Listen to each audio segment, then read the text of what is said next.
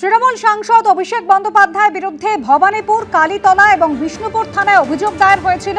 ৩টি মামলায় অভিষেক বন্দ্যোপাধ্যায়কে রক্ষা কবচ দিল আদালত। সৌভিক মজুমদার আমাদের প্রতিনিধি রয়েছেন আমাদের সঙ্গে টেলিফোন লাইনে। সৌভিক, কি নির্দেশ আদালতে?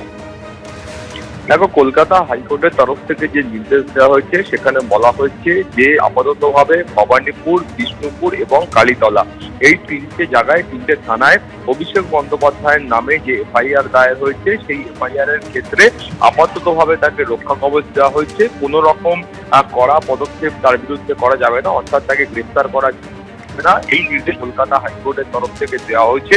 এবং এর পাশাপাশি বলা হয়েছে যে অভিষেক বন্দ্যোপাধ্যায়ের বিরুদ্ধে গোটা রাজ্যে কোথায় কত মামলা হয়েছে সেই মামলার একটা লিস্টও কলকাতা হাইকোর্টের কাছে পেশ করতে হবে। সেই নির্দেশ আজকে মাননীয় বিচারপতি সৌগত ভট্টাচার্য দিয়েছেন। তুমি জানো যে অভিষেক বন্দ্যোপাধ্যায় তিনি কলকাতা হাইকোর্টের দ্বারস্থ হয়েছিলেন এই আবেদন নিয়ে যে তার বিরুদ্ধে এখনো পর্যন্ত যত মামলা হয়েছে সমস্ত মামলাতে যেন তাকে রক্ষা কবচ দেওয়া হয়, সেই আবেদন নিয়েই তিনি কলকাতা হাইকোর্টে এসেছিলেন। এবং তার বক্তব্য ছিল যে এত ভোটের ফল ঘোষণার পরে রাজনৈতিক উদ্দেশ্যে এই ধরনের এফআইআর করা হচ্ছে এবং বহু ক্ষেত্রে পুরো করার জন্য এই ধরনের এফআইআর করা হচ্ছে। এই কারণে তিনি কলকাতা হাইকোর্টের দ্বারস্থ হয়েছিলেন।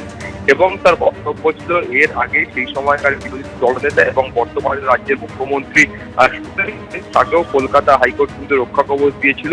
ফলে সেই রক্ষা কবচ যেন তাকে অভিষেক বন্দ্যোপাধ্যায়কেও দেওয়া হয়, এটাই তার আবেদন ছিল।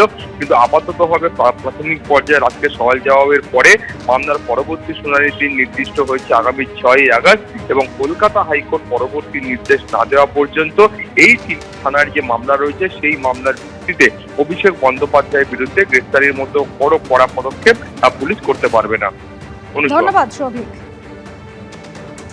বিদেশে চোখের চিকিৎসার জন্য যাওয়ার অনুমতি চেয়ে সুপ্রিম কোর্টে দ্বারস্থ হয়েছেন অভিষেক বন্দ্যোপাধ্যায়। কলকাতা হাইকোর্টের রায়কে চ্যালেঞ্জ করে সর্বোচ্চ আদালতের দ্বারস্থ অভিষেক বন্দ্যোপাধ্যায়।